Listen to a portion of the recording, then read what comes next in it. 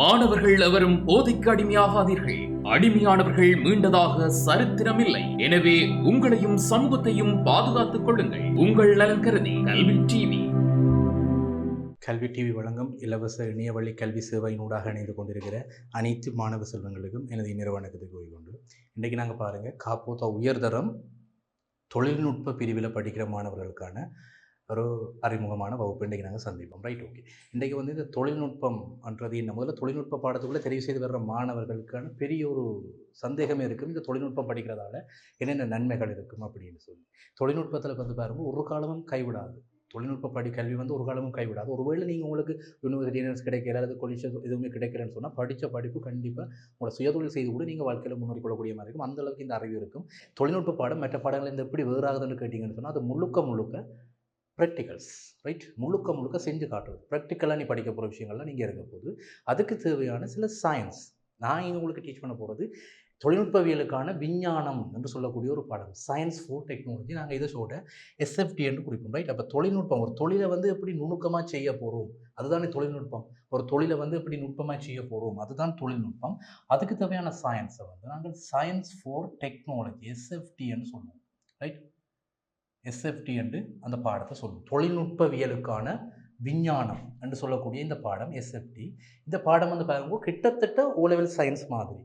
ஓ level science நீ படிச்சிருப்ப, அதில் வந்து உனக்கு தெரியும் உயிரியல், ரசாயனவியல், பௌதிகவியல்னு சொல்லி பிரதான பாடங்கள் அங்கே இருக்கும் ஓ லெவல் சயின்ஸில்.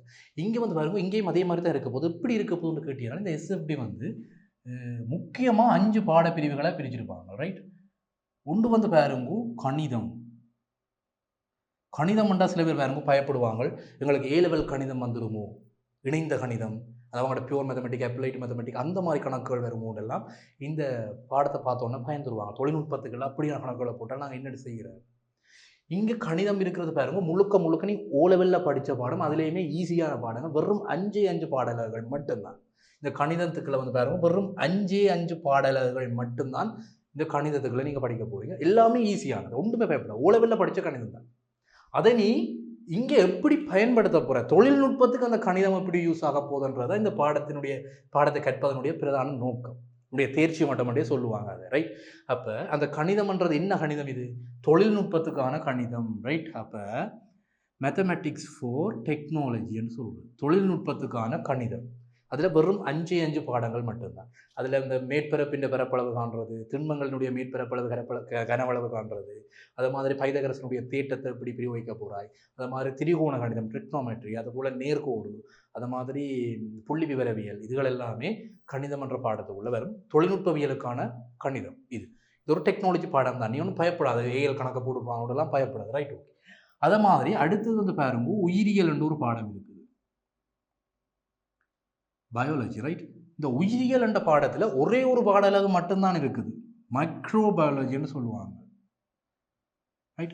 அதாவது நுண்ணுயிரியல், நுண்ணங்கிகளை வந்து எப்படி தொழில்நுட்பத்துக்கு பயன்படுத்த போகிறோம். அப்போ இந்த பாடம் என்னென்னு கேட்டால் முழுக்கவே தொழில்நுட்பத்துக்கான உயிரியல். சில இடங்கள் அட்வான்ஸ் லெவல் பயாலஜியை படிப்பிக்க போகிறாங்களோடலாம் யோசிப்பீங்க, அப்படியெல்லாம் இல்லை. தொழில்நுட்பத்துக்கு இந்த இந்த மைக்ரோபயாலஜி நுண்ணுயிரியல், நுண்ணங்கிகளை பயன்படுத்தி எப்படி தொழில்நுட்ப உற்பத்திகளை செய்ய போடுவோம். உதாரணத்துக்கு நீ இப்போ காலையில் வந்து இட்லி சாப்பிடுவோம், சில பேர் சொல்லுவாங்க நாங்கள் வெஜிடேரியன்ஸ், நாங்கள் வந்து உயிர்களை கொல்ல மாட்டோம். உண்மையாக மனிதன்ன்றது கடவுள் படைத்த படைப்பில் மனிதன்ன்றது வந்து பாருங்கோ அனைத்தும் உண்ணக்கூடியவன், தாவரங்களும் உண்ணுவான், விலங்கும் உண்ணுவான். சில பேர் சொல்லுவாங்க நாங்கள் வெஜிடேரியன், நாங்கள் உயிர்களை கொல்ல மாட்டோம். ஆனால் பாருங்கோ இந்த இந்த மைக்ரோபயாலஜியை படித்த உடனே உனக்கு விஷயம் விளங்கும், நுண்ணங்கிகளை கொலை செய்து தான் நாங்கள் சாப்பிடுவோம். அன்றாடம் காலமாக எலும்பினுடனே இட்லி சாப்பிடுவோம், தோசை சாப்பிடுவோம். இந்த தோசையெல்லாம் பாருங்கோ மாவை புளிக்க வச்சு அந்த கரண்டியை கொண்டு போய் தோசைக்கல்லில் ஊற்றி நல்ல சுட தோசைக்கல்லில் கொண்டு போய் கரண்ட மாவை ஊற்றக்குள்ளே அந்த நொதிக்க வச்ச பாக்டீரியா, மாவை வந்து நொதிக்க வச்சு அதாவது புளிக்க வச்ச பாக்டீரியா எல்லாமே அதை தோசைக்கல்லினுடைய நெருப்பில் வாட்டப்படுது, கொலை செய்து தான் சாப்பிட்றோம். அப்போ நாங்கள் வெஜிடேரியன்ஸ் கிடையாது, நாங்கள் தாவர உண்ணிகள் கிடையாது. உயிர்களை கொல்றோம், நாங்கள் டெய்லி கொல்கிறோம் உயிர்களை, நுண்ணங்கிகளை கொல்லுறோம், பாக்டீரியாக்களை கொல்லுறோம், அதுவும் உயிர் தானே. அப்போ இந்த உயிரியல் என்ற பாடத்தில், அதாவது தொழில்நுட்பவியலுக்கான உயிரியல் என்ற பாடத்தில் உயிருள்ள அங்கிகள், சரி அது நுண்ணங்கிகள் தான் இங்கே மெயினாக பார்ப்போம். அப்போ அந்த உயிருள்ள அங்கிகள் எப்படி எங்களோட வாழ்க்கைக்கு, தொழில்நுட்ப உற்பத்திகளுக்கு எப்படி எங்களுக்கு நாளாந்த வாழ்க்கைக்கு பிரயோகிக்கிறோம், அது ஃபுல்லாக அப்ளிகேஷன்ஸ் தான் இங்கே ஃபுல்லாக, ரைட், ஓகே. அப்போ உயிரியல். அடுத்தது வந்து பாருங்க ரசாயனவியல். ரசாயனவியல். இந்த ரசாயனவியலும் பாருங்க முழுக்க முழுக்க தொழில்நுட்ப உற்பத்திகளுக்கு கெமிக்கல் ரியாக்ஷன்ஸ் அது மாதிரி இப்போ தொழில்நுட்பம் அதாவது ரசாயனத்தை பயன்படுத்தி நிறைய கைத்தொழில்கள் செய்யலாம். ரைட், கடதாசி கைத்தொழில் அந்த மாதிரி அதை பற்றி எல்லாமே இங்கே தெளிவாக படிப்போம். ரைட், அந்த இடத்துல பாருங்க இந்த இடத்துல 7 பாடல்கள் கொடுத்துருப்பாங்க. ரைட், 7 பாடல்கள் வெப்ப ரசாயனம், தாக்க வீதம், அந்த மாதிரி உயிர் ரசாயனம், பயோகெமிஸ்ட்ரி, தெர்மோகெமிஸ்ட்ரி எல்லாமே இதுக்குள்ள வரும். ஆனால் எல்லாமே ஈஸியானது. நீ ஒன்றுமே பயப்படாத, அட்வான்ஸ் லெவல் கெமிஸ்ட்ரி எல்லாம் ஒன்று தருவாங்களோ ஒன்றும் பயப்படாத, எல்லாமே ஈஸியாக ஒரு சின்ன சின்ன மாற்றங்களோட ஓ லெவலில் படித்தது ஒரு சின்ன சின்ன மாற்றங்களோட இங்கே இருக்குமே தவிர ஆனால் முழுக்க முழுக்க அப்ளிகேஷன். அதை நான் தெளிவாக சொல்கிறேன். ஒன்றுமே படித்தது ஒன்றுமே எக்ஸாமுக்கு கடைசி வரைக்கும் வராது. இந்த படித்தது உங்களுடைய அறிவை வளர்த்து கொடுத்ததுக்காக மட்டுமே தவிர அதை வந்து எப்படி தொழில்நுட்பத்துக்கு பயன்படுத்துகிறன்றதா இங்கே பிரதானமான நோக்கம். நான் படிக்க போகிறது AL technology, right, advance level technology. அப்போ உனக்கு ஓ லெவலில் படித்ததும் இங்கே படிக்க போகிற சில விஷயங்களையும் வச்சு உங்களுடைய அறிவை வளர்த்து கொண்டு அந்த வளர்த்த அறிவை நீ எப்படி வாழ்க்கைக்கு பயன்படுத்துகிறாய், அன்றாட பிரிவுங்களுக்கு எப்படி இந்த அறிவை பயன்படுத்தி கொள்றாய்ன்றதா இந்த பாடத்தினுடைய பிரதான நோக்கம். எஸ்எஃப்டி என்ற பாடத்தினுடைய பிரதான நோக்கம். Right, okay. கணிதம், உயிரியல், ரசாயனங்கள் பார்த்துருவோம். அதில் 7 பாடல்கள் பார்த்துருவோம். அடுத்தது வந்து பாருங்க ஃபிசிக்ஸ், பௌதீகவியல். ரைட், பௌதீகவியலில் வந்து பார்த்தீங்கன்னா 8 பாடல்கள் கொடுத்துருப்பாங்க. எல்லாமே பிரயோகம் சகலம். இந்த 8 பாடல்களுமே தொழில்நுட்பத்துக்கு தேவையான பௌதீகவியல். கிளியராக எடுத்துக்கணும். பௌதீகவியல்னா நீ சொல்ல ஏ லெவல் ஃபிசிக்ஸ்ன்னு யோசிப்பேன். அப்படி இல்லை, தொழில்நுட்பத்துக்கு தேவையான பௌதீகவியல். விசை இருக்குது, விசையை பற்றி படிப்பேன். அளக்கும் கருவிகள், அளவீட்டு நுட்பமுறைகளை பற்றி படிப்பேன். விசைகளை பற்றி படிப்பேன். அந்த மாதிரி சுழற்சி இயக்கம், ரொட்டேஷனல் மோஷன், அந்த சுழற்சி இயக்கங்களை பற்றி படிப்பேன். நீர்நிலையியல், நிறைய டெக்னிக்ஸ், நிறைய தேவைகள் இங்கே பொறியியல், அதாவது பௌதீகவியல் என்ற பாடம் ஃபிசிக்ஸுக்குள்ள நாங்கள் அது 8 பாடல்கள் இருக்கு, வாங்க படிப்போம். அடுத்து இங்கே பார்த்தீங்கன்னா ஐசிடி, இது ஒரு கொஞ்சம். ரைட், ஐசிடி வந்து ஒரு 4 பாடல்கள், சின்ன சின்ன பாடல்கள். அது வெறும் எம்சிக்யூ பகுதிக்கு மட்டும்தான். ஃபைனல் எக்ஸாமில் கிடையாது, எஸ்எஃப்டி ஃபைனல் எக்ஸாமில் எம்சிக்யூ பகுதிகளுக்கு மட்டும்தான் வெறும் 10% தான் மொத்த பாடப்பரப்பில் இது இருக்குது. தெளிவாக எடுத்துக்கணும். வெறும் 10 எம்சிக்யூ மட்டும்தான் வரும். செகண்ட் பார்ட்டில் ஒரு கேள்வியும் வராது. இந்த ஐசிடியை நீ செகண்ட் பார்ட்டுக்கு படிக்கவே தேவையில்லை. ஃபர்ஸ்ட் பார்ட்டுக்கு மட்டும் வெறும் 10 எம்சிக்யூ 4 பாடல்கள்லாம் அதில் இருக்குது, சின்ன சின்ன பாடல்கள். அது வெறும் 10% தான். இந்த மொத்த பாடப்பரப்புலையும் 10% தான் ஐசிடி. அது மாதிரி இந்த பயாலஜியும் பாருங்க 10% தான். கணக்கை இல்லை, மொத்த பாடப்பரப்பிலேயே 10% தான். வெறும் ஒரே ஒரு பாடல்கள் தான் இருக்குது. இங்கே 4 பாடல்கள் சின்ன பாடல்கள் தான் இருக்குது. எல்லாமே 10%. அதாவது பயாலஜியும், அதாவது என்ன சொல்கிறது, தொழில்நுட்பத்துக்கான உயிரியலும், தொழில்நுட்பம் ரசாயன, இது என்னது, தகவல் தொடர்பான தொழில்நுட்பம் ஐசிடி. ரைட், அப்போ ஐசிடியும் வந்து பாருங்க 10%. மொத்த பாடப்பரப்பில் 10% தான் இது. ரைட், இங்கே பிரதான பெரும் பிரிவுகள் வந்து பாருங்க இந்த ரசாயனவியல், இந்த பௌதீகவியல் ரெண்டுமே சேர்த்து கிட்டத்தட்ட 65% பாடப்பரப்புகள். இந்த ரெண்டுமே சேர்த்து பௌதீகவியல் நீங்கள் பார்த்தீங்களா தெரியும் உங்களுக்கு. பௌதீகவியல் 8 பாடல்கள் கிடக்குது, ரசாயனவியலில் 7 பாடல்கள் கிடக்கு. ரைட், 8 மேலும் 15 பாடல்கள், மொத்தமாகவே 25 பாடல்கள், 25 யூனிட்ஸ் இருக்குது. அதில் 15 இங்கே வந்துட்டுது. ஃபிசிக்ஸில் 8, கெமிஸ்ட்ரியில் 7. தொழில்நுட்பத்துக்கு தேவையான பௌதிகம், தொழில்நுட்பத்துக்கு தேவையான ரசாயனம். ரைட், அந்த ரெண்டுமே சேர்த்து மொத்தம் 65% பாடப்பரப்புகள் இங்கே இருக்குது. ரைட், மிச்சம் எவ்வளோ இருக்கும்? இங்கே 15. கணிதத்தில் வந்து 15% பாடங்கள் தான். அப்போ நீங்கள் மெயினாக உனக்கு இது பார்த்தோன்னே விளங்கிடுது பாடப்பரப்புகள் எங்கே அதிகமாக இருக்குன்னு கேட்டால் ரசாயனவியல், பௌதிகவியல். அப்போ ரசாயனவியல் பகுதியும் பௌதிகவியல் பகுதியும் தான் நீங்கள் முக்கியமானது. ரைட், இந்த ரெண்டுமே 65% பாடம். அதுக்காக மற்றதை படிக்காமல் போகிறது ஒன்று இல்லை. உங்களுக்கு ஏஓபியோ எடுத்துக்கணும். இந்த பாடத்துக்கு ஏபி எடுக்கிறது அவ்வளோ ஈஸி இல்லை. சயின்ஸ் ஃபார் டெக்னாலஜி தொழில்நுட்பம் படித்தவனுக்கு தெரியும். சயின்ஸ் ஃபார் டெக்னாலஜி படிக்கிறது அவ்வளோக்கு ஏபி எடுக்கிறதுலாம் அவ்வளோ ஈஸியாக இல்லை. ஏ எடுத்தால் உனக்கான யூனிவர்சிட்டி என்ட்ரன்ஸோ அல்லது காலேஜ் போகிறது, டெக்னிக்கல் காலேஜுகள் போகிறதோ உனக்கான அதுக்கான வாய்ப்பு, உயர்கல்வி படிக்கிறதுக்கான வாய்ப்புகள் ஷோராக கிடைக்கும். உறுதியாக சொல்லலாம். ஏ எடுத்தால் அவ்வளோ ஈஸியாக எடுக்கலாம். அது ரொம்ப கஷ்டமான பாடம். அப்போ அதை நாங்கள் இப்படி ஈஸியாக உடைக்கிறது பற்றி தான் நான் தொடர்ச்சியான வகுப்பில் கதைக்கப்போம். ரைட், இதில் எப்படி தானே பிரிவுகள் இருக்குது. கணிதம், உயிரியல், ரசாயனவியல், பௌதிகவியல், ஐசிடி என்பது எல்லாமே தொழில்நுட்பத்துக்கு தேவையானது. ரைட், ஒன்றுமே அட்வான்ஸ் லெவல் இல்லை. அட்வான்ஸில் படிக்க போகிற கணிதமோ அல்லது அட்வான்ஸில் படிக்க போகிற உயிரியல், ரசாயனவியல், பௌதிகவியல் எல்லாம் அட்வான்ஸ்லையும் இருக்குது. கணித பிரிவு, விஞ்ஞான பிரிவுன்னு தனி பிரிவுகள் இருக்குது. அது அங்கே தான் டீப்பாக படிப்பாங்க. இங்கே எங்களுக்கு நாங்கள் என்ன படிக்க போகிறோம்னு கேட்டால் தொழில்நுட்பம், எங்களுடைய டெக்னிக் ஒர்க்கு, ஒரு வேலையை வந்து எப்படி டெக்னிக்கலாக செய்ய போகிறோம், அதுக்கு இந்த சயின்ஸ் வந்து கண்டிப்பாக ஹெல்ப் பண்ணும். ரைட், அந்த சயின்ஸை தான் நாங்கள் இங்கே ஒரு பாடமாக, கட்டாய பாடம். இந்த சயின்ஸ் ஃபார் டெக்னாலஜி தொழில்நுட்பத்துக்குள்ளே வந்தாலே கட்டாயம் படிக்க வேண்டிய ஒரு பாடம். அவாய்ட் பண்ணலாம். இந்த பாடத்தை கட்டாயம் படிச்சாகும். அப்போ இதுதான் பாடத்தினுடைய விஷயம். நாங்கள் தொடர்ச்சியாக அடுத்த பாட அலகுகள் இன்றைக்கு பார்த்தீங்கன்னா ஒரு முதலாவது பாட அலகு. ரைட், இப்போ எங்களுக்கு தெரியும் இதில் ஃபிசிக்ஸ், கெமிஸ்ட்ரி இந்த சைட் தான் ரொம்ப முக்கியமானது. அதை நாங்கள் ஃபுல்லாக ஓடி முடிப்போம். ரைட், இன்றைக்கு நாங்கள் படிக்க போகிற பாடம் வந்து அளவீட்டு நுட்ப முறைகள்ன்ற ஒரு பாடம். ரைட், ஒரு புது பாடம், அளவீட்டு நுட்ப முறைகள். ரைட், அளவீட்டு நுட்ப முறைகள் இதுதான் எங்களோட பாடம். ஒரு பாடத்துக்குள்ளே போகும் ரைட். SFT என்ற அதாவது science for technology advance level தொழில்நுட்பத்தில் உள்ள ஒரு பாடம். அதில் அளவீட்டு நுட்ப முறைகள் என்ற பாடத்தில் இன்றைக்கு நாங்கள் பார்க்க போகிறது அடிப்படை பௌதீக கணியங்கள்னு ஒரு விஷயம் ரைட். இதில் வந்து ஒரு சின்ன சப்கெடிங் மாதிரி ஒன்று வரும். அடிப்படை பௌதீக கணியங்கள், அடிப்படை பௌதீக கணியங்கள் ரைட். அண்ட் இது ஃபிசிக்ஸ் சைடில் தான் போகிறோம் ரைட். SFTயில் உள்ள ஃபிசிக்ஸ் இது ரைட். SFTயில் உள்ள ஃபிசிக்ஸை அதில் இருக்கிற முதலாவது பாடலகு இந்த அளவீட்டு நுட்ப முறைகள் ரைட். அப்போ SFTயில் நான் பார்த்தேன், கணிதம் இருக்குது, தொழில்நுட்பத்துக்கு தேவையான கணிதம் இருக்குது, உயிரியல் இருக்குது, ரசாயனவியல் இருக்குது, பௌதிகவியல் இருக்குது, ICT இருக்குது. மொத்தம் 5 பாடப்பரப்புகளை சேர்த்து தான் இந்த பாடம் மொத்த பாடமும் இருக்குது. 25 யூனிட்ஸ் இருக்குது பாடலர்கள். அதில் வந்து இன்றைக்கு நாங்கள் ஒரு பாடலக அளவீட்டு நுட்ப முறைகள், நுணுக்கம், ஒரு டெக்னாலஜிக்கு வந்து எப்படி அளவீடுகள் எடுக்கிறது ரைட். இப்போ ஒரு பென்சில் அளக்க போகிறாய், அல்லது ஒரு வகுப்பறையின் நீளத்தை அளக்க போகிறாய், அல்லது ஒரு கட்டடத்தின் நீளத்தை அளக்க போகிறாய். அப்படி நிறைய தொழில்நுட்ப தேவைகள் இருக்குது. உதாரணத்துக்கு ஒரு திணிவை அளக்க போகிறாய் ரைட். அப்படி நிறைய தொழில்நுட்ப தேவைகளுக்காக நாங்கள் இன்றைக்கு ஃபிசிக்ஸை யூஸ் பண்ண போகிறோம். SFTயில் உள்ள ஃபிசிக்ஸை யூஸ் பண்ணினா ஒரு பாடம் அளவீட்டு நுட்ப முறைகள், நுணுக்கமாக டெக்னிக்கலாக எப்படி ஒரு அளவீடு எடுக்கிறது, அதுதான் இந்த பாடத்தினுடைய பிரதான நோக்கம். தெளிவாக எடுத்துக்கணும். இந்த பாடம் ஒரு பாடம் நீ படிக்க போகிற என்றால் அந்த பாடத்தில் பிரதான நோக்கம்னு ஒன்று இருக்கும். இந்த பாடத்தை ஏன் படிக்கிறோம், அளவீட்டு நுட்ப முறைகள்ன்ற பாடத்தை அட்வான்ஸ் லெவல் டெக்னாலஜியில் ஏன் படிக்கிறோம்னு கேட்டால், ஒரு அளவீடை மிக திருத்தமாக, மிக துல்லியமாக, டெக்னிக்கலாக எப்படி எடுக்கிறது, சயின்டிஃபிக் மெத்தட்களெல்லாம் யூஸ் பண்ணுவோம். அப்போ டெக்னிக்கலாக நாங்கள் எப்படி ஒரு அளவீடு மிகச்சரியாக, மிக திருத்தமாக எப்படி எடுக்கிறதுன்றது தான் இந்த பாடத்தினுடைய பிரதான நோக்கம். அதில் வந்து பாருங்கள், ஒரு சப்கெட்டிங்கில் அடிப்படை பௌதீக கணியங்கள் என்று சொல்லி ஒரு 7 அடிப்படை பௌதீக கணியங்கள் இருக்குது ரைட். ஓகே, நான் உங்களுக்கு சொல்கிறேன். 7 அடிப்படை பௌதீக கணியங்கள் இருக்குது. இதில் முதலாவது அடிப்படை பௌதீக கணியத்தில் நீளம் ரைட். 2வது அடிப்படை பௌதீக கணியம் நேரம். அடுத்தது 3வது அடிப்படை பௌதீக கணியம் திணிவு. 4வது அடிப்படை பௌதீக கணியம் மின்னோட்டம் ரைட். அடுத்து 5வது அடிப்படை பௌதீக கணியம் வெப்பநிலை. வெப்ப சக்தி இல்லை, வெப்பநிலை. வெப்பம் வேற, வெப்பநிலை வேற, அது தெளிவாக எடுத்துக்கொள்வோம் ரைட். இங்கே நான் பார்க்க போகிறது வெப்பநிலை, 5வது அடிப்படை பௌதீக கணியம். அடுத்து 6வது பதார்த்தத்தின் அளவு. பதார்த்தத்தின் அளவு. அடுத்து 7வது ஒளிர் செறிவுன்னு சொல்லுவோம். ஒளிச்செறிவு இல்லை, ஒளிச்செறிவு இல்லை, ஒளிர் செறிவு ரைட். ஒளிர் செறிவு, ஒளிச்செறிவு இல்லை, ஒளிர் செறிவு, ஒளிர் ரைட். இதுதான் அடிப்படையான பௌதிக கணியங்கள்னு சொல்லி ஒரு 7 அடிப்படை பௌதிக கணியங்கள் இருக்குது. 1 2 3 4 5 6 7 ரைட். 7 அடிப்படை பௌதிக கணியங்கள் இருக்குது.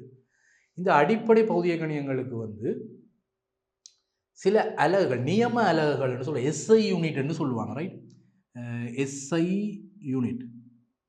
அதுக்கு இந்த எப்படி இதை குறிப்போம், நீளத்தை வந்து நாங்கள் இதில் வந்து பாருங்கோ, உண்மையாக 7 அடிப்படை பௌதிக கணியங்கள் இருக்குது. ஆனால் டெக்னாலஜி எங்கட சிலபஸுக்கு இந்த முதல் 5 அடிப்படை பௌதிக கணியங்களை பற்றி மட்டும் படித்தாலே காணும். இந்த 2ஐயுமே நாங்கள் அவாய்ட் பண்ணுவோம். இது 2 எங்களுக்கு தேவையில்லை, எங்களோட சிலபஸுக்கு இது தேவையில்லை. தொழில்நுட்ப பிரிவு படிக்கிற மாணவர்களுக்கு இந்த பதார்த்தத்தினுடைய அழகு மூல் என்று சொல்கிறது, ஒளிர் செறிவு சொல்ல கெண்டேலான்னு சொல்லுவோம். இந்த மூல் கெண்டேலா பற்றியெல்லாம் நீங்கள் எங்களோட சிலபஸில் இல்லை ரைட். அப்போ எங்களுக்கு தேவை நீளம், நேரம், திணிவு, மின்னோட்டம் அப்படின்னு இந்த 5மே தான். நாங்கள் நிறைய கால்குலேஷனுக்கு இந்த 5 கணியங்களை பற்றி மட்டும்தான் அடிப்படையாக நாங்கள் இங்கே கதைப்போம் ரைட். ஆனால் உண்மையாக அடிப்படை பௌதிக கணியம் கூட இந்த 7ஐ சொல்லத்தான் வேணும். அடிப்படை பௌதிக கணியத்தை எழுதண்டா இந்த 7 பௌதிக கணியத்தையும் எழுதத்தான் வேணும்.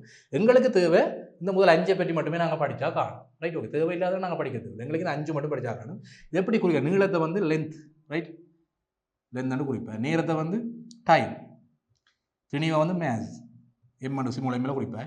மின்னோட்டத்தை வந்து I என்று குறிப்பாய். I தான் மின்னோட்டத்தின் குறியீடு. குறியீடு இது வந்து அலகு இல்லை, குறியீடு ரைட். வெப்பநிலையை வந்து தீட்டான்னு குறிப்பேன்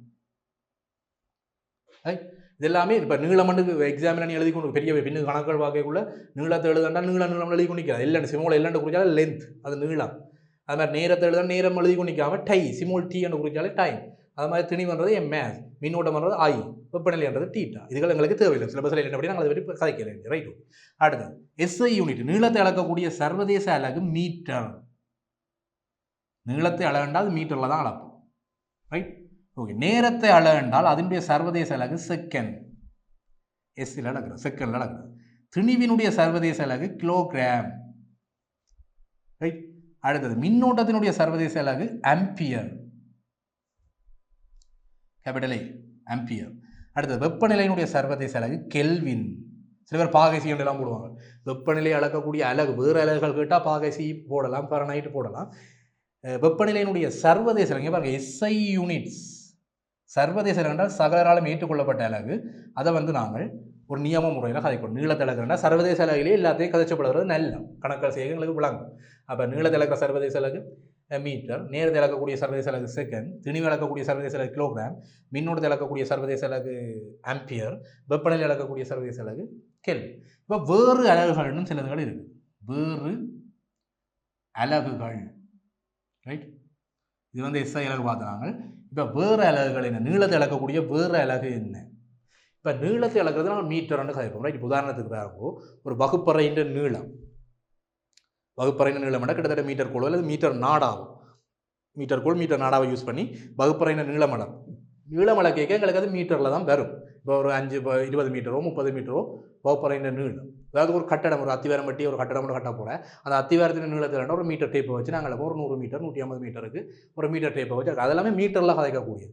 இப்போ நான் கேட்குறேன், இங்கே இருந்து கண்டிக்கு போகிறது, யாழ்ப்பாணத்தில் இருந்து கண்டிக்கு போகிறதுக்கு எவ்வளவு மீட்டர்? அது மீட்டரில் கதைக்கலாம். ஒரு பெரிய தூரம் இருக்கும். யாழ்ப்பாணத்துலேருந்து கண்டி வரைக்கும் அது மீட்டர் டேப்பை பிடிச்சிட்டு கொண்டு போகலாம், பெரிய தூரம், ரைட். அப்போ அது வந்து கிலோமீட்டர் கதைப்போம். அப்போ நீளத்தை அளக்கக்கூடிய இன்னொரு அலகு பாருங்கோ, கிலோமீட்டர், ரைட். ஓகே, நீளத்தை அளக்கக்கூடிய இன்னொரு அலகு கிலோமீட்டர். அது பெரிய நீளங்களை அளக்கிறதுக்கு பயன்படுத்துறது கிலோமீட்டர், ரைட். ஓகே. அடுத்தது வந்து பாருங்க வேறு அலகு என்னென்னு கேட்டால், இப்போ சின்ன நீளங்கள் அளக்கிறதுக்கு நீளத்தை வந்து பெரிய நீளத்தை அளக்கிறது கிலோமீட்டரில் ஆகுதுனாங்க. சின்ன நீளத்தை அளக்கணும்னு சொன்னால் நீங்கள் சிறிய நீளங்கள் அளக்க வேண்டியது வரைக்குள்ள நாங்கள் சென்டிமீட்டர், அதை விட சின்ன என்றால் மில்லி மீட்டர், ரைட். இதெல்லாம் நீங்கள் சின்னப்பில் கேள்விப்பட்டதானே. கிலோமீட்டர் அளக்கலாம், சென்டிமீட்டர் அளக்கலாம், மில்லி மீட்டர் அளக்கலாம். ஆக பெரிய தூரங்கள் அளக்க வேண்டியது வரும் சில வேலை பாருங்க. இப்போ பூமியில இருந்து வியாழன் கிரகத்துக்கு இவ்வளவு தூரம். அப்போ சில பேர் யோசிப்பாங்க, பூமியில இருந்து வியாழன் கிரகம் வரைக்கும் மீட்டர் டேப் அப்படி எடுத்து கொண்டு போவோம். யோசிச்சு பாருங்க, நடக்கும், நடைமுறையில் அது நடக்கும். பூமியில இருந்து இருக்கிற ஒரு தான் வியாழன் கோள் வரைக்கும் நீ மீட்டர் கோளை பிடிச்சி எடுத்து கொண்டு போகலாம், மீட்டரில் அளக்கலாங்க. அதுக்கு வந்து பாருங்க ஒரு பெரிய மிகப்பெரிய தூரம், கிலோமீட்டர்லையுமே அளக்கலாம், மிகப்பெரிய தூரம் இல்லை. அப்போ நாங்கள் அதை லைட் இயர்ன்னு சொல்லுவோம், ஒளியாண்டுன்னு சொல்கிறோம். அப்படியும் ஒரு அழகு இருக்குது, ஒளியாண்டு, லைட் இயர்ன்னு சொல்லுவோம். அப்போ உதாரணத்துக்கு கேள்விப்பட்ட சில செய்திகளில் சொல்லுவாங்க, இப்போ பூமியிலேருந்து 2 ஒளியாண்டு தூரத்தில் அந்த கிரகம் இருக்குது அப்படி. அந்த கிரகங்களுக்கு இடைப்பட்ட தூரம், பெரிய தூரங்களை வந்து ஒளியாண்டு லைட் இயர்ன்னு சொல்கிறது. அப்படி ஞாபகம் வச்சுக்கும். வேறு அலைகள் என்னென்னு கேட்டால் இதுகள் இப்படி இருக்குன்னு சொல்லி நமக்கு எம்சிக்யூவில் சில வேலை கேட்டு விடலாம். நீளத்தில் இருக்கக்கூடிய வேறு அலைகள் எழுத பெரிய தூரம், பெரிய நீளங்கள் அளக்கிறது கிலோமீட்டர் பயன்படுத்தும், சின்ன நீளங்கள் அளக்கிறதுக்கு சென்டிமீட்டர் மில்லிமீட்டரை பயன்படுத்தும், ஆக பெருசென்றால் ஒளியாண்டு லைட் இயரை பயன்படுத்தும். இப்போ சில பேருக்கு விளாங்க என்னன்றா மில்லிமீட்டர் சென்டிமீட்டர்லாம் அளக்கலாம்னு. இப்போ உதாரணத்துக்கு நீ இப்போ இந்த வீடு வந்து பள்ளிக்கூடத்துலேருந்து இந்த வீட்டுக்கு ஒரு 300 கிலோமீட்டர் வை, சரி சும்மா கதைக்காக 300 மீட்டர் வை. இந்த வீடு இங்கே இருக்குது, பாடசாலை இங்கே இருக்குது, ரெண்டுக்கும் இடைப்பட்ட தூரம் வந்து 300 மீட்டர். அப்போ நீளத்தை மில்லிமீட்டர்லையும் காய்க்கலாம், சென்டிமீட்டர்லையும் காய்க்கலாம் வேண்டாம். இப்போ 300 மீட்டர் நீ சென்டிமீட்டரில் ஆகிப்போ பெரிய வருமானம் வரப்போ. இவ்வளவு மில்லிமீட்டர் நடந்தனா, 3 லட்சம் மில்லிமீட்டர் நடந்தனா, 4 லட்சம் மில்லிமீட்டர் நடந்தனான்னு காய்ப்பியும். இப்போ அன்றாட வாழ்க்கையில் காய்ப்பியும், அப்படி காய்க்க மாட்டேன். அப்போ மீட்டரில் காய்க்கிறது பொருத்தமான சில பொருத்தமான விஷயங்களை பொருத்தப்படும். டெக்னாலஜி படித்தவங்க பொருத்தமாக கதைக்கும் விளங்கும். நீ இப்போ படிக்க போகிறேன்னா பொருத்தமாக கதைக்கலாம். அப்போ தூரங்கள் வந்து பெரிய தூரங்களை காய்க்க மீட்டரில் ஆகிக்கலாம், ஆக பெருசாண்டா கிலோமீட்டரில் காய்க்கலாம். 2 நகரங்களுக்கு இடைப்பட்ட தூரத்தை கிலோமீட்டரில் ஆகிக்கலாம். சின்ன தூரங்களை காய்க்க போகிறேன்னு சொன்னால் இந்த சென்டிமீட்டர் மில்லிமீட்டர்களில் கதைக்கலாம். பென்சிலின் நீளம், பேனின் நீளம் வேண்டாம் சென்டிமீட்டரில் ஆகிக்கலாம். 10 சென்டிமீட்டர் 15 சென்டிமீட்டர் சென்டிமீட்டரில் ஆகிக்கலாம். மில்லிமீட்டரில் காய்க்க வேண்டியது. உதாரணத்துக்கு இப்போ உதாரணம் பார்ப்போம், மெல்லிய கம்பி ஒன்றினுடைய விட்டத்தை கதை. இப்போ கரண்டை கடத்தக்கூடிய கம்பி ஒன்று இருக்குதான, செப்பு கம்பி. இந்த செப்பு கம்பியினுடைய விட்டம் என்ன, குறுக்கு விட்டம் என்னன்னு கேட்டால் அதை சென்டிமீட்டரில் ஆகிப்பி, அதாவது கிலோமீட்டரில் ஆகிப்பி, 7 கிலோமீட்டர். யோசிச்சு பாரு, கம்பியினுடைய நீளத்தை நான் சொல்லல. ஒரு செப்பு ஒரு கம்பி ஒன்று இருக்குன்னு யோசி, இப்படி ரைட், இப்படி ஒரு செப்பு கம்பி இருக்குன்னு யோசி. இந்த கம்பியின் வட்டம், இந்த குறுக்கு வட்டி இருக்கല്ലോ, குறுக்கு வட்டின நீளமோட விட்டம், இந்த மொத்த நீளத்தை நாங்கள் கீழே விட்டம், கம்பின குறுக்கு வட்டு விட்டம், குறுக்க விட்டைக்க வர இந்த விட்டம், அந்த வட்ட போதை மாதிரி அது இந்த விட்டம் என்ன அண்டு கேட்டால் நீ சென்டிமீட்டர்லையோ கிலோமீட்டர்லையோ ஒளியாண்டு தூரத்துலையோ கதைக்கலாம். அது பெரிய தூரங்கள் இருக்கிறது. அப்போ சின்ன தூரங்கள் இருக்கிறதுக்கு நாங்கள் மில்லிமீட்டர் தான் பொருத்தமாகும். அது 1 மில்லிமீட்டர் 2 மில்லிமீட்டர் அந்த சின்ன துண்டு நீளத்தை நாங்கள் கதைக்கலாம், அதாவது குறுக்கு வெட்ட கதைக்கலாம். ரைட், அதுங்களுக்கு விஷயம் இல்லை, ஈஸியாக இல்லை, அடிப்படையான விஷயம். அடுத்தது நேரத்தை அளக்கிறதுக்கு செகண்ட் தான் பயன்படுத்துறது நியம அலகாக. வேறு அலகு இருக்கா, நேரத்தை அளக்கக்கூடிய வேறு அலகுகள் இருக்கா அப்படின்னு கேட்டால் இந்த சின்ன நேரம் செகண்டை விட சின்னன்னு கேட்டால் மில்லி செகண்ட் சொல்லலாம்.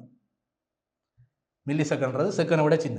செகண்டை விட பெருசுன்னு கேட்டால் மினிட்ஸ், நிமிஷங்கள்னு சொல்கிறது மினிட்ஸ். ரைட், அதை விட பெருசு, மினிட்ஸை விட பெருசுன்னு கேட்டால் அவர், ஹெச்எண்டு குறிப்போம் ஹவர். அவர்ன்றது ஒரு மணத்தியாலம். ரைட், இப்போ மணத்தியாலம், நிமிஷம், செகண்ட், மில்லி செகண்ட், இப்படி நிறைய அலகுகள் நேரத்தை அளக்கிறதுக்கு இருக்குது. அது மாதிரி திணிவை அளக்கிறதுக்கு வந்து பார்த்தீங்கன்னா கிலோகிராம்ன்றது சர்வதேச அலகு. கிலோகிராம் தவிர கிராம் இருக்குது, சின்ன திணிவுகள் அளக்கிறதுக்கு கிராம் இருக்குது. அது மாதிரி மில்லிகிராம் இருக்குது. மில்லிகிராம்னு ஆகச்சிருப்பு. உதாரணத்துக்கு மில்லிகிராமில் எங்களுக்கு தேவைப்படும் இங்கே கெமிக்கல் ரியாக்ஷன்கள். நாங்கள் அந்த கெமிஸ்ட்ரிஸை படிக்க இந்த பாடத்திலேயே சயின்ஸ் ஃபார் டெக்னாலஜிலேயே கெமிஸ்ட்ரி சைட்டில் படிக்கக்குள்ள எங்களுக்கு சில திணிவுகளை வந்து அளந்தெடுக்கக்குள்ள, உதாரணத்துக்கு ஒரு கெமிக்கல் ரியாக்ஷன் ஒன்று பண்ண நடக்க போது அதில் வந்து ஒரு குறிப்பிட்ட அளவு HCl அமிலத்தேடு அல்லது ஒரு குறிப்பிட்ட அளவு கரைசல் அளந்துடுன்னு சொன்னால் எங்களுக்கு மில்லிகிராம் அளக்க வேண்டிய மில்லிகிராம் அளவில் அளக்க வேண்டியது வரும். அது சில கரைசல் என்ற திணிவை காணும்னு சொன்னால் மில்லிகிராமில் அளக்க வேண்டியது. சின்ன திணிவுகளுக்கு மில்லிகிராமில் காய்ப்போம். இது கிராம், மில்லிகிராம். அடுத்தது வந்து பாருங்க பெரிய திணிவுகளுக்கு கிலோகிராம், ஆக பெருசுகளுக்கு மெட்ரிக் தொன்னு காய்ப்போம். அப்போ தொன்னுன்றதும் 1000 கிலோ சேர்ந்தால் ஒரு தொன் வரும். அப்போ 1000 கிலோ தான் ஒரு தொன். அப்போ தொன்னில் அளக்கிறது எல்லாமே பெரிய திணிவு, ஆக பெரிய திணிவுகள். ரைட், அது உனக்கு இயல்பாக எவ்வளோ என்ன ஆக பெரிய திணிவுகள் அளக்கிறதுக்கு தொண்டு. அந்த சீனி வண்டி கொண்டு வாங்க, நான் 4 மில்லிகிராம் சீனி வண்டி கொண்டு வரேன்னு சொல்லுவீங்க வீட்டு அம்மாட்ட. அம்மா வந்து சீனி வண்டி கொண்டு வாண்டு விடுறாண்டா, நீ 4 மில்லிகிராம் சீனி வண்டி கொண்டு வரேன்னு சொல்லுவீங்க. அது 5 கிராம் சீனி வண்டி கொண்டு வரேன்னு சொல்லுவீங்க. ஒரு கதை 2 கிலோ சீனி 4 கிலோ சீனி இயல்பாக கதை கேட்கணும் விளாங்க. அப்போ ஒரு பொருத்தமான கதைகளையும் கதைக்கும். பெரிய திணிவுகளை கதைக்க கிலோவில் கதைக்கிறது, ஆக சின்ன மில்லிகிராம் கிராமில் கதைக்கலாம். Right, okay. அடுத்தது மின்னோட்டத்தை அளக்கிறதுக்கு பாருங்க ஆம்பியர் மட்டும் இல்லை, மில்லி ஆம்பியர், மைக்ரோ ஆம்பியர், இதெல்லாம் நான் பின்ன தெளிவாக படிப்போம். Milli ampere, micro ampere, nano ampere. Right, இப்படி நான் என்னென்னலாம் நாங்கள் படிப்போம், இங்கேயே படிப்போம். ரைட், மில்லி ஆம்பியர்ன்றது 10⁻3. ரைட், மைக்ரோன்றது 10⁻6, நானோன்றது 10⁻9. அதெல்லாம் தெளிவாக கணக்கால் கூட எங்களுக்கு விளாங்க. ரைட், வெப்பநிலையை வந்து கெல்வினில் மட்டும் இல்லை, பாகை சியில் அளப்போம், பாகை செல்சியஸ், ஃபரனைட்லையும் வெப்பநிலையை அளப்போம், ஃபரனைட்லையும் அளப்போம். இப்போ பதார்த்தத்தின் அளவு சொல்ல பற்றி எங்களுக்கு தேவையில்லை, சும்மா தெரிஞ்சு வச்சுக்கிட்டா வச்சு பதார்த்தத்தின் அளவு 3 அளக்கிறது. இதை வந்து கேன்டேலானில் அளக்கிறது CD. அப்போ இதை சும்மா தெரிஞ்சு வச்சுக்கிட்டா தேவையில்லை எங்களுக்கு, எங்கட சிலபஸுக்கு இது தேவையில்லை. Right, okay. அப்போ இவ்வளோ தான் விஷயம். நீளத்தை அளக்கிறது, நேரத்தை அளக்கிறது, திணிவை அளக்கிறது, மின்னோட்டத்தை அளக்கிறது, அடிப்படையான பௌதிக கணியங்கள் மொத்தம் 7 இருக்குது. எங்களுக்கு முதல் 5 தெரிஞ்சிருந்தால் சரி. இப்போ நாங்கள் பார்க்க போகிறோம் மிக முக்கியமான அடுத்த முக்கியமான விஷயம், இந்த அடிப்படை பௌதிக கணியங்களை அளக்கிறதுக்கு பயன்படுத்தப்படுகிற உபகரணங்கள், அளவீட்டு நுட்ப முறைகள் எங்களோட பாடம். அப்போ இந்த அடிப்படை பௌதிக கணியங்களை நாங்கள் அளக்கிறதுக்கு எங்களுக்கு தேவையான உபகரணங்கள் என்ன, தொழில்நுட்ப உபகரணங்கள் அதை சொல்கிறோம், டெக்னிக்கல் இன்ஸ்ட்ருமெண்ட். Right, okay. இப்போ நீளத்தை வந்து நாங்கள் ஒரு நுட்பமாக அளக்க வேண்டும். ரைட், அதுக்கு வந்து இங்கே நாங்கள் மெயினாக படிக்க போகிறது, பொதுவாக இந்த எல்லாத்தையும் படிப்போம், இங்கே மெயினாக நாங்கள் படிக்க போகிறது நீளத்தை அளக்கிறது தான். எல்லா அடிப்படை பௌதிக கணியத்திலேயுமே அடிப்படையாக இருக்கக்கூடியவர் இந்த நீளம், லென்த் தான். அப்போ நீளம் வந்து பாருங்க உங்களுக்கு பெரிய நீளங்கள் அளக்க வேண்டிய தேவையில் பிரச்சனை இல்லை. உதாரணத்துக்கு ஒளியாண்டுகள் அளக்க வேண்டிய தேவையே வராது தொழில்நுட்பத்தில். சரி, அது நீங்கள் பெரிய பெரிய லெவலுக்கு போனீங்கன்னா உங்களுக்கு ஒளியாண்டுகள் அளக்க வேண்டிய தேவை வரலாம். பெரிய பெரிய படிப்புகள் படிக்க போனீங்கன்னா எங்களுக்கு மீட்டர் அளக்கிறதுல பிரச்சனை இருக்காது. மீட்டர் கோலையோ அல்லது மீட்டர் நாடாவையோ பயன்படுத்தி நாங்கள் மீட்டர் அளக்குவோம். சென்டிமீட்டர்கள், கிலோமீட்டருக்கெல்லாம் மீட்டர் கோலை பயன்படுத்தலாம், மீட்டர் நாடாவை பயன்படுத்தலாம். அது சென்டிமீட்டர், மில்லிமீட்டர். ஓகே, சென்டிமீட்டர் வந்து பாருங்க, சென்டிமீட்டர் மில்லிமீட்டரில் வந்து பாருங்க அடிமட்டங்களை யூஸ் பண்ணலாம். இப்போ பாருங்க நாங்கள் டெக்னிக்கலாக அளக்க போகிறோம், அளவீட்டு நுட்ப முறைகள் எல்லாம் பாடம். அப்போ டெக்னிக்கலாக அளக்க போகிறோம், நுட்பமாக அளக்க போகிறோம், அதுதான் எங்கிட்ட மெயினான விஷயம். ரைட், அப்போ நீளத்தை தான் நீங்கள் மெயினாக படிக்க போகிறோம். இதில் மீட்டரில் வர்ற தூரங்கள், மீட்டரில் வந்து அளக்கக்குள்ள நாங்கள் மீட்டர் கோலையோ மீட்டர் நாளாவே பயன்படுத்தோம். அப்போ அளக்கிற உபகரணங்கள், நீளத்தை அளக்க போகிற உபகரணங்கள் என்னன்னு கேட்டால் மீட்டர் கோல், மீட்டர் நாடா, அதில் நீங்கள் கொடுத்துக்கொள்ளலாம். நீளத்தை அளக்கக்கூடிய உபகரணங்களாக மீட்டர் கோலையும் மீட்டர் நாடாவையும் நீ குறித்து கொள்ளலாம். Right, okay. அடுத்து வந்து பார்த்தீங்கன்னு சொன்னால் நேரத்தை அளக்கிறது. ரைட், நேரத்தை அளக்கிறதுக்கு வந்து நீ கொடுக்கலாம் நிறுத்தல் கடிகாரம்னு சொல்கிறது. நிறுத்தல் கடிகாரம், நேரத்தை அளக்கிறதுக்கு நிறுத்தல் கடிகாரம். திணிவை அளக்கிறதுக்கு லத்திரனியல் தராசு, முச்சட்ட தராசு, லத்திரனியல் தராசு, முச்சட்ட தராசு, அதில் நீ குடிச்சு கொள்ளலாம். திணிவை அளக்கிறதுக்கு ரைட், மின்னோட்டத்தை அளக்கிறதுக்கு ஆம்பியர்மானி, வெப்பநிலை அளக்கிறதுக்கு வெப்பமானி. Right, okay. இதெல்லாம் தெரிஞ்சதான் சரி. இப்போ எங்களுக்கு என்ன பிரச்சனை, நீளத்தை வந்து அளக்கக்குள்ள நாங்கள் சின்ன நீளங்களை அளக்கிறதுக்கு, உதாரணத்துக்கு நான் அப்போ சொன்ன மாதிரி இந்த செப்பு கம்பியினுடைய குறுக்கு விட்டத்தை அளக்கிறதுக்கு அடிமட்டத்தை வச்சு அளக்கலாம், மீட்டர் கோலை வச்சு அளக்கலாமோ. ரைட், மீட்டர் கோலை வச்சு அளக்கலாமோ. அதை விட பெட்டராக டெக்னிக்கலாக அளக்க போகிறோம். அளவீட்டு நுட்ப முறையில் பாடம். அப்போ நுணுக்கமாக அளக்க வேணும் என்றால் சரியான அளவீடு அளக்க வேணும். சரியான அந்த குறுக்கு வெட்டு விட்டத்தை வந்து மிகச்சரியாக அளக்க வேணும். மீட்டர் குள்ள வச்சு அளக்க எங்களுக்கு வழுக்கள் வரும், சில பிழைகள் வரும். மீட்டர் குள்ள வச்சு அளக்கக்குள்ள எங்களுக்கு சில வழுக்கள் வரும். அந்த வழுக்கள் எப்படி வருது, இதனால் வருதுன்றதை பற்றி நாங்கள் தொடர்ச்சியாக பார்ப்போம். ரைட். இப்போ நாங்கள் ஒரு மீட்டர் கோலில் அளவீடு எடுக்கிறோம். எங்களோட மெயினான விஷயம் இந்த குறுக்கு, அதாவது மிகச்சிறிய நீளங்களை வந்து திருத்தமாக அளக்கிறதா இந்த பாடத்தினுடைய பிரதான நோக்கம். திருத்தமாக அளக்கிறதுக்கு நிறைய டெக்னிக்ஸை வந்து நாங்கள் பின்னுக்கு தொடர்ச்சியாக படிப்போம். இன்றைக்கு நாங்கள் அடிப்படையாக எல்லாருமே தெரிஞ்ச விஷயங்களும் முதல்ல படிப்போம். தொடர்ச்சியாக நாங்கள் எப்படி நுணுக்கமாக அளக்கிறத பற்றி பார்ப்போம். இன்றைக்கு ஒரு மீட்டர் கோல், ரைட், பாடம் இன்றைக்கு பாருங்க. மீட்டர் கோலில் இப்படி ஒரு நீளத்தை அளக்கிறது, ரைட்.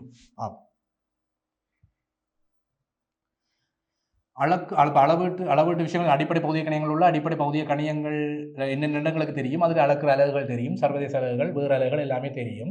இப்போ நாங்கள் போகிறது அளவீட்டு உபகரணங்கள், ரைட். அளவீட்டு உபகரணங்கள். அளவீட்டு உபகரணங்கள்ல எங்களுக்கு தெரியணும், அடிப்படையாக தெரியணும், நீளத்தை அளக்கிறதுக்கு நாங்கள் மீட்டர் கோல் என்ற ஒரு உபகரணத்தை பயன்படுது, அல்லது மீட்டர் நாடு, ரைட். மீட்டர் கோல், ரைட். மீட்டர் கோல்ல உள்ள பிரச்சனையை பற்றி தான் இங்கே பார்க்க போகிறோம், ரைட். ஓகே. இந்த மீட்டர் கோல்ல நான் இப்போ ஒரு அளவீடு எடுக்க போகிறேன். அது எப்படி இருக்குது, மீட்டர் கோல் வந்து இப்போ எப்படி இருக்குன்ற ஒரு அடிப்படையான விஷயங்களை நான் இங்கே உங்களுக்கு சொல்கிறேன், ரைட். ஓகே. மீட்டர் கோல் உங்களுக்கு கிரி காட்டுறோம். மீட்டர் கோல்னு ஒரு பகுதியை மட்டும் இருக்கிறேன், ஃபுல்லாக்குறதுலாம் இல்லை இந்த படத்தில், ரைட். ஓகே. மீட்டர் கோல் வந்து பார்த்தீங்கன்னு சொன்னால் இங்கே சைபரில் ஸ்டார்ட் ஆகும், ரைட். அளவீடு, மீட்டர் கோலுடைய அளவீடு சைபரில் ஸ்டார்ட் ஆகும். 1 2 3 4 5 6 7 8 9 10 இங்கே 1, ரைட். அப்போ 10 இப்படி வந்துடுது. அடுத்தது 1 2 3 4 5 6 7 8 9 10 இங்கே 2 இப்படி அங்கே போவோம் என்ன, ரைட்டு. இது வந்து ஒரு மீட்டர் கோல். ஒரு மஞ்சள் கலரில் இருக்குது மீட்டர் கோல், ஆனால் தெரியும் என்ன, ஒரு மஞ்சள் கலரில் இருக்குது மீட்டர் கோல், ரைட். ஓகே. இப்போ வந்து வேறு எப்படி இந்த மீட்டர் கோல் இருக்குன்னு சொன்னால் இந்த 0 1 2 போட்டு கிடக்கணும். இதை வந்து நாங்கள் பிரதான அளவிடை, மெயின் ஸ்கேல் என்று சொல்றது. பிரதான அளவிடை அல்லது அளவீடு, பிரதான அளவீடுன்னு சொல்லலாம். மெயின் ஸ்கேல்னு சொல்லுவோம், எம்எஸ்ன்னு குறிக்கிறது. மெயின் ஸ்கேல்ன்றது பிரதான அளவீடு. பிரதான அளவுன்றது இந்த நம்பர், மீட்டர் கோலில் போட்டிருக்கிற நம்பர். இங்கே 0, இங்கே 1, இங்கே 2, இப்படி இந்த 1 2ன்றது முதல்ல என்ன புரியுதா? மீட்டர் கோல்ன்றது என்ன, 1 மீட்டர், ரைட். 1 மீட்டரில் தானே மீட்டர் கோல் இருக்குது. அந்த 1 மீட்டரில் வந்து பாருங்க, மீட்டர் கோலில் இங்கே 0, இந்த 1, இந்த 2ன்றதெல்லாம் முதல்ல என்ன, மீட்டர் கோல்ன்றது நீளத்தை அளக்கிறது, ரைட். இந்த 0 1 2ன்றதில் என்னன்னு கேட்டீங்கன்னா அது சென்டிமீட்டர், 1 சென்டிமீட்டர், இது 2 சென்டிமீட்டர். இப்போ 0ல இருந்து இப்படி அளந்து கொண்டு போய்க்க எவ்வளவு துண்டின நீளமும் 1 சென்டிமீட்டர், ரைட். எவ்வளவு துண்டின 2 சென்டிமீட்டர். அப்போ பிரதான பிரிவுகள் ஒரு மீட்டர் கோலில் பிரதான பிரிவுகள் 10 பிரிவுகள் இருக்கும். சரி 100 பிரிவுகள் இருக்கும். பிரதான பிரிவுகள் 100 பிரிவுகள் இருக்கும். அப்போ பிரதான பிரிவுகள் 100 பிரிவுகள் சேர்ந்து ஒரு மீட்டரை உருவாக்கும். ஒரு மீட்டர் கோலின் 1 மீட்டரை உருவாக்கும் 100 பிரதான பிரிவுகள், மெயின் ஸ்கேல், ரைட். அப்போ தெளிவாக எடுத்துக் கொள்ளணும், 100 மெயின் ஸ்கேல் தான் 1 மீட்டர். அப்போ 100 மெயின் ஸ்கேல், அந்த 1 மெயின் ஸ்கேல் 1 சென்டிமீட்டர். அப்போ 1 சென்டிமீட்டர் 1 மெயின் ஸ்கேல். அப்போ 100 எனக்கு 1 மீட்டருக்கு சமனாக இருக்கும். ஆகவே 100 சென்டிமீட்டர் 1 மீட்டர்ன்னு இருக்குது. இதெல்லாம் சின்ன வகுப்பில் தெரிஞ்ச விஷயம் தான், மீட்டர் கூட அப்படிலாம் படித்தேன். அப்போ 1 மீட்டர்ன்றது 100 சென்டிமீட்டருக்கு சமனாக இருக்குது, ரைட். அப்போ 10 பிரதான பிரிவுகள், தெளிவாக எடுத்துக்கொள், 10 பிரதான பிரிவுகள், மெயின் ஸ்கேல்னு சொல்கிறது. மெயின் ஸ்கேல் 10 சேர்ந்தால், 100 சேர்ந்தால், மன்னிக்கணும், ரைட். 100 பிரதான பிரிவுகள் சேர்ந்தால், கிடக்குப்ப சமன்பாடு கிடக்குப்ப, 100 பிரதான பிரிவுகள் சேர்ந்தால், 100 மெயின் ஸ்கேல் சேர்ந்தால் எனக்கு 1 மீட்டர் வரும். அப்போ ஒரு பிரதான பிரிவினுடைய அளவு வந்து 1 சென்டிமீட்டர். இப்போ நமக்கு தெரியும் ஒரு பிரதான பிரிவுன்றது இங்கே 0ல் தொடங்கி இங்கே ஸ்டார்ட் பண்ணி இங்கே முடிக்குது. என்ன, எவ்வளவு துண்டின நீளம் தான் ஒரு பிரதான பிரிவு, ரைட். ஒரு பிரதான பிரிவின் நீளம் 1 சென்டிமீட்டர். அப்படி 100 இருக்க போகுது. அப்போ 100 தர 1 சென்டிமீட்டர் 1 மீட்டருக்கு சமம். அப்போ 100 சென்டிமீட்டர் 1 மீட்டர். இந்த ஒரு முடிவு எனக்கு விளங்கி. இப்போ நான் இதில் அளவீடுகள் எடுக்க போகிறேன், ரைட். அளவீடு எடுக்க என்னென்ன பிரச்சனை வந்து பாருங்க. நான் இந்த இடத்துல ஒரு பொருளை வைக்கிறேன், ரைட்? இதானே சைபரில் காட்டுது. அப்போ இந்த இடத்துல ஒரு பென்சில் ஒன்றை வைக்கிறேன். இந்த பென்சிலின் நீளம் இப்படி வருது, ரைட்? ஓகே, இப்படி ஒரு பென்சில் ஒன்றை வச்சுக்கிறேன். இந்த பென்சிலினுடைய நீளம் என்ன, ரைட்? இந்த பென்சிலின் நீளம் என்னன்னு கேட்டால் அதுவுமே 1 சென்டிமீட்டரை விட குறையும். தெளிவாக சொல்லலாம். சைபரில் தொடங்கினது இப்படி நான் பென்சிலின் நீளத்தை அளக்க கூட எனக்கு இது வரைக்கும் தான் வந்தது, ரைட்? இது வரைக்கும் தான் இந்த பென்சில் வந்தது. அப்போ என்ன சொல்லலாம், 1 சென்டிமீட்டரை விட இந்த பென்சில் குறைவு. ஷூராக சொல்லலாம் தானே? 1 சென்டிமீட்டரை விட குறைவு. 1 சென்டிமீட்டருக்கு போகல, குறைவு. ஆனால் அக்யூரேட்டாக சொல்லண்டால் சில இதில் இன்னொரு பிரச்சனை இருக்குது. இந்த ஒரு பிரதான பிரிவு, நான் சொன்னேன், ஒரு பிரதான பிரிவு சிறு பிரிவுகளாக உடைக்கப்படுது. 10 சிறு பிரிவுகளாக உடைக்கப்படுது. தெளிவாக இந்த 1 இந்த பென்சிலின் நீளத்தை நான் சரியாக அளக்கிறது உங்களுக்கு தெளிவாக சொல்லித்தரேன். இந்த சைபரில் தொடங்கி 1 சென்டிமீட்டர் வரைக்கும் அளக்கப்பட்டதான் ஒரு பிரதான பிரிவு. அப்போ ஒரு மெயின் ஸ்கேல், ஒரு பிரதான பிரிவுன்றது இங்கே பாருங்க 10 சிறு பிரிவாக உடைக்கப்படும். 1 பிரிவு 2 பிரிவு சின்ன கூடல பாருங்க 1 2 3 4 5 6 7 8 9 10. இதில் பொடியாக தெரியும் 1 2 3 4 5 6 7 8 9 10 சிறு பிரிவுகள் இருக்கு. 10 சிறு பிரிவுகளாக உடைக்கப்படுது, ரைட்? 10 சின்ன பிரிவுகள் சேர்ந்து தான் எனக்கு 1 சென்டிமீட்டர் வருது. ஒரு மெயின் ஸ்கேல் இங்கே 1 சென்டிமீட்டர். 1 சென்டிமீட்டர் எதுக்கு சமம் இருக்க போகுது? 10 சின்ன பிரிவுகளுக்கு சமம் இருக்கும், ரைட்? ஓகே, அப்போ 10 சிறு பிரிவுகளுக்கு இந்த 1 சென்டிமீட்டர் நீளம் சமனாக இருக்க போகுது. நீளத்தை இழக்க போகிற 1 சென்டிமீட்டர் நீளம் எனக்கு 10 சின்ன பிரிவுகளுக்கு சமனாக இருக்க போகுது. அப்போ ஒரு சின்ன பிரிவின் நீளம் என்ன, ஒரு சிறு பிரிவின் நீளம் என்னன்னு கேட்டால் 1/10 சென்டிமீட்டர். 1/10 சென்டிமீட்டர் தான் பாருங்க மில்லிமீட்டர் என்று சொல்றது, ரைட்? ஒரு சிறு பிரிவின் நீளம் 1 மில்லிமீட்டர், ரைட்? இதுக்கு உனக்கு தொடர்பு தெரியும். 10 மில்லிமீட்டர் சேர்ந்தா 1 சென்டிமீட்டர் வருது. 10 சின்ன பிரிவு சேர்ந்தா தான் எனக்கு 1 சென்டிமீட்டர் வருதல்லோ. அப்போ இதை ஒரு முடிவெடுத்துக் கொள்ளலாம். 1 சென்டிமீட்டர் 10 மில்லிமீட்டர், ரைட்? இதுதான் இதெல்லாம் சின்ன வகுப்பில் நீ படித்த முடிவுகள், ரைட்? அளவீட்டு நுட்ப முறையில் சின்ன வகுப்புகளில் நீ படித்த விஷயங்கள். 10 மில்லிமீட்டர் சேர்ந்தால் தான் 1 சென்டிமீட்டர் வரும். உனக்கு நம்பிக்கை இல்லைன்னா இந்த மீட்டர் கோலில் அளந்துப்பேன். இதில் 1 பிரிவு இருக்குது, 2 பிரிவு இருக்குது, 3 பிரிவு, 4 பிரிவு, 5 பிரிவு, 6 பிரிவு, 7 பிரிவு, 8 பிரிவு, 9 பிரிவு, 10 பிரிவு. 10 சின்ன பிரிவுகள் சேர்ந்து ஒரு பெரிய பிரிவு வருது. ஒரு பெரிய பிரிவு 1 சென்டிமீட்டருக்கு சமம். ஆகவே 10 சின்ன பிரிவுகளும் 1 சென்டிமீட்டர் நீளத்துக்கு சமம். ஆகவே ஒரு சின்ன பிரிவு 1/10 சென்டிமீட்டருக்கு சமம். அந்த 1/10 சென்டிமீட்டர் ஒரு சின்ன பிரிவினுடைய நீளம் 1 மில்லிமீட்டர். அப்போ பாருங்க, மீட்டர் கோலினால் அளக்கப்படக்கூடிய ஆக குறைந்த அளவீடு. மிக தெளிவாக கதைக்கணும். மீட்டர் கோல்ன்றது ஒரு அளவீட்டு உபகரணம், ஒரு தொழில்நுட்ப உபகரணம். இந்த மீட்டர் கோல் என்றது ஒரு அளவீட்டு உபகரணம், ரைட்? இந்த அளவீட்டு உபகரணத்தினுடைய மீட்டர் கோலினால் அளக்கப்படக்கூடிய ஆக குறைந்த அளவீடு, அதைத்தான் இழிவெண்ணிக்கைன்னு சொல்லுவோம், கருவியின் இழிவெண்ணிக்கை. அப்போ மீட்டர் கோல் என்ற கருவியினுடைய இழிவெண்ணிக்கை ஒரு கருவியினால் அளக்கப்படக்கூடிய, ஒரு கருவியினால் மிக திருத்தமாக அளக்கப்படக்கூடிய ஆக குறைந்த அளவீடு தான் இழிவெண்ணிக்கை, ரைட்? இந்த இழிவெண்ணிக்கை என்றா என்ன, பூச்சியவளு என்றா என்ன, பூச்சியவளை திருத்தம் செய்து ஒரு சரியான அளவீடு டெக்னிக்கலாக எப்படி எடுக்கிறதுன்றதை பற்றி நாங்கள் தொடர்ச்சியான வகுப்புகளில் கதைப்போம். இன்றைக்கு இந்த பென்சிலின் நீளத்தை எப்படி நாங்கள் கதைப்போம் பாருங்க. பென்சில் நீளத்தை திருத்தம் எப்படி எடுக்கிறேன்னால் ஒரு பிரிவு தானே 1 மில்லிமீட்டர். அப்போ இது எத்தனை பிரிவில் வருதுன்னு பார்க்கணும். பென்சிலின் நீளம் எத்தனை பிரிவில் வருதுன்னு பார்க்கணும். இவ்வளவு 5 எண்ணிப்பார், 1 2 3 4 4 5, இது 5 பிரிவு போல. அங்கால ஒரு 2 இருக்குது. அப்போ மொத்தம் 7 சிறு பிரிவுகள். பென்சிலின் நீளம் என்னென்னு கேட்டால் பென்சிலின் நீளம் சமன் 7 சிறு பிரிவுகள். ஒரு சிறு பிரிவு தான் உனக்கு 1 மில்லிமீட்டர் இப்போ கண்டுபிடிச்சது.